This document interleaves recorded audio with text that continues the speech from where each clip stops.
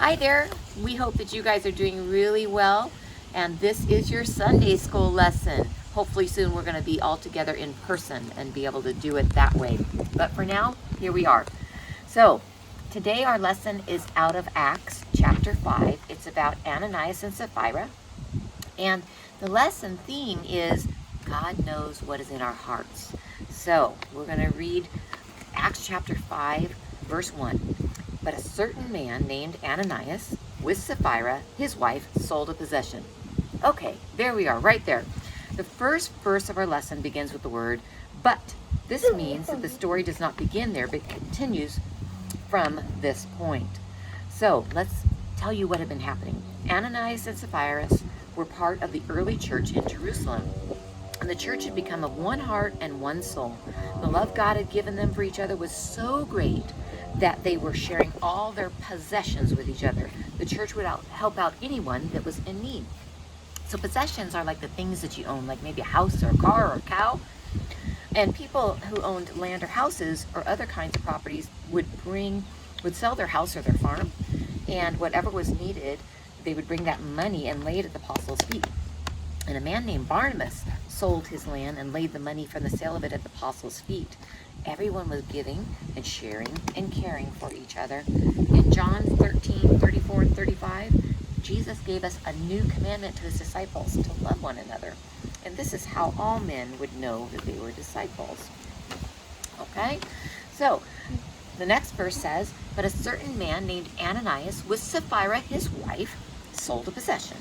And he kept back part of the proceeds. His wife, also being aware of it, brought a certain part and laid it at the apostles' feet. So things were going so well, but now Ananias and his wife wanted to do as so many of the other people in the church were doing.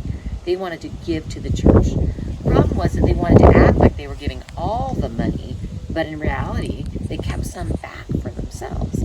They wanted everyone to think that they had given all of the money from the sale of their property, but really, they were planning to lie to the apostles. And here we are. God knows what is in our hearts. Right. So, continuing on, Peter said, Ananias, why has Satan filled your heart to lie to the Holy Spirit and keep back part of the price of the land for yourself?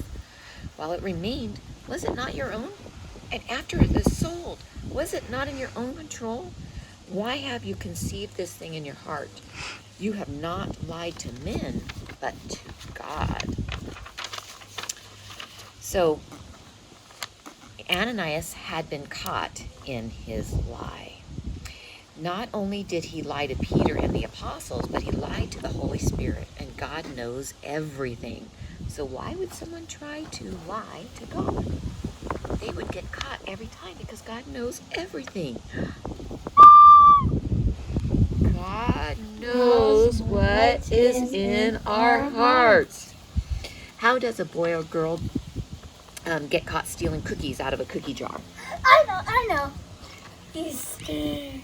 I don't know. Their mom might ask if they did it, and they could say no.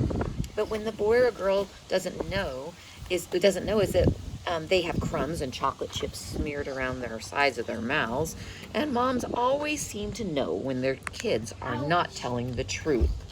But even if you can fool mom, you can never fool God. God knows what's in our heart. Then Ananias, hearing these words, fell down and breathed his last. Bye-bye. Do a lot of work. So great fear came upon all those who heard these things, and the young men arose, wrapped him, carried him out, and buried him. Ananias heard Peter speak these words of rebuke to him, and then fell down and died. This seems to be a strong punishment for a lie, but God was giving a strong warning to the early church, and also for us today. God is a holy God, and he does not take sin lightly. So we go on in Acts. Now it was about 3 hours later when his wife came in. Now it was about 3 hours later when his wife came in, not knowing that had happened. And Peter answered her, "Tell me whether you sold the land for so much." And she said, "Yes, for so much." Then Peter said to her, "How is it that you have agreed together to test the Spirit of the Lord? Look, the feet of those who have buried your husband are at the door, and they will carry you out."